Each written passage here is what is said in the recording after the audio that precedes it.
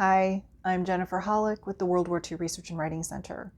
It's 15 November 2019, and today I would like to talk to you briefly about the things that I don't like telling clients.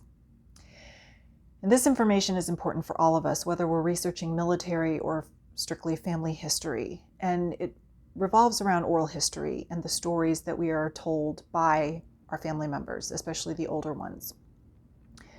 When I teach military research classes, I tell people when you speak to family members and you hear these different stories, write them down. It doesn't matter if you think that your grandfather or your great uncle or whoever is telling the biggest tall tale you've ever heard, write it down.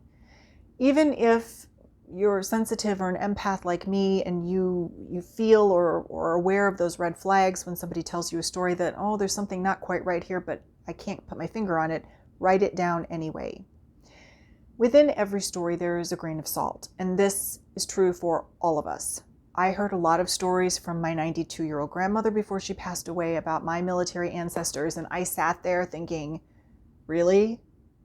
Is she making this up? I mean, how does she not know some of this? Or how is this even possible? Until I did the research and then started to sort it all out. So when we talk about oral history and the things that I don't like to have to say to clients, it's more along the lines of the family story or part of the family story that you told me or you gave to me as part of the documentation when we started the project is not quite right. And in a few cases, I've actually had to have phone calls in addition to providing the research report to first kind of soften the blow and explain what we found that either the client didn't know or that didn't line up with the history that he or she had always grown up with. And it's always a difficult position to be in because we love our family members so much that we want to believe everything that they tell us.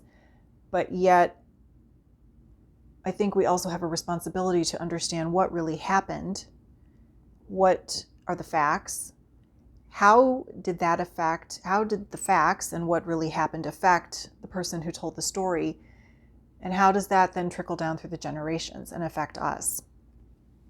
Now, one of the projects I'm working on right now, I have a client who provided a tremendous amount of oral history that he heard. And as I finished his research report, I had to write a lengthy narrative taking apart part of the document that he sent me because the evidence was not there. It's possible there might be some evidence within unit records. We haven't gotten that far yet.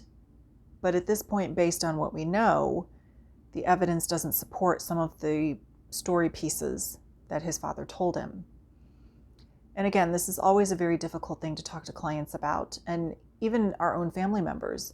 You know, once I learned certain things about my family members, well, my grandmother had already passed away, but I still had to explain it to other people of the older generation in the family and say, okay, well, this is what I was told, this is what you believe happened, but really this is what happened. And sometimes that creates tension in the family. It can create tension between you and the person who did the research for you. It can bring up a lot of feelings that maybe were repressed or just show up because maybe somewhere in everything you already knew, some of this was not quite what you thought it was or what you were told it was. So I encourage all of you, as you're doing your family history or your military research, no matter what the story is, write it down and then start to find the records to prove, disprove, or say, I just don't know. I mean, not everything was documented in military records, but oftentimes you can get a pretty good idea of whether a story that you've been told is pretty accurate or not.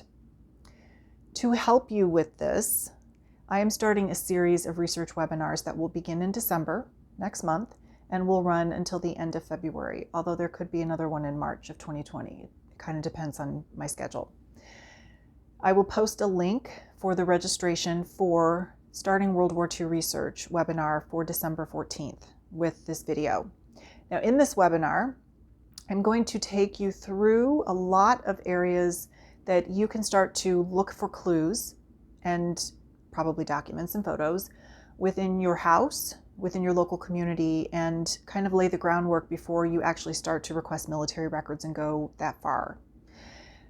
In this webinar, I'm also going to give you a worksheet that has a lot of writing prompts, and you can use these writing prompts to talk to your family this holiday season. Now, the webinar is in December, so that gives you quite a couple holidays and probably a lot of family parties where you can maybe bring some of this up, but it will give you a chance to get started. Then in January, I'm offering part 1 of the individual military research program. And all of my webinars are World War II focused. They have foundation in World War II, but everything that I teach you applies to World War I, World War II, Korea, and the Vietnam War.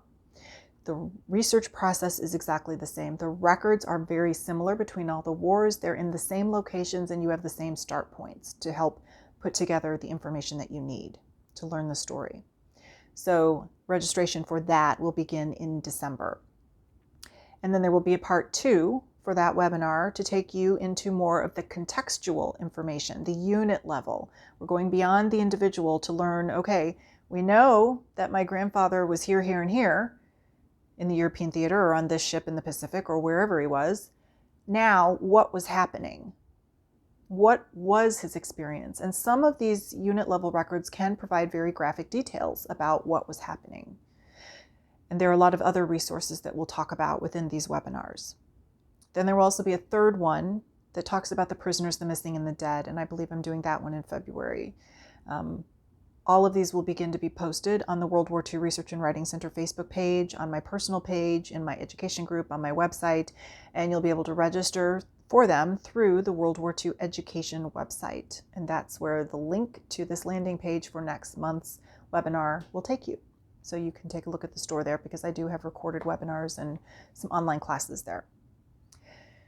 So I invite you the rest of 2019, as you start to meet with your families now before the Thanksgiving and through the holiday season, to start asking the questions, to possibly video or record audio the stories that you hear, so that you don't have to write everything down really fast and go back and think, did I really hear that? Or did I imagine I heard that and I was in my franticness to take notes? And then consider participating in the webinars. You'll be getting a lot of worksheets to help you locate information outside of what I teach you in the webinar. You'll have access to the replay for about a year so that you can go back to it and listen to it over and over. And consider your research goals for 2020, because our veterans are leaving us at a faster pace. We've been saying this for years, and the stories are being lost. And even with the baby boomers that came after, a lot of their stories are starting to be lost. We see a lot of them moving into health issues, dementia, Alzheimer's, and the stories are gone. The questions that we need to ask can't always be asked. So consider what your research projects are for next year. And if you'd like help with any of those, I do take clients. You can contact me and set up a free phone consultation. We can discuss the information that you have and what's possible to help you move forward. And for those of you that are interested in writing, I do have 2 writing groups that are getting ready to open up. I do have a wait list for those. So if you're interested in that, you can send me a message and I'll put you on the early bird list. And we'll see what's possible to help you preserve your family's history. Please reach out if you have any questions about the webinars that are coming up, military research, or anything else. Have a great day.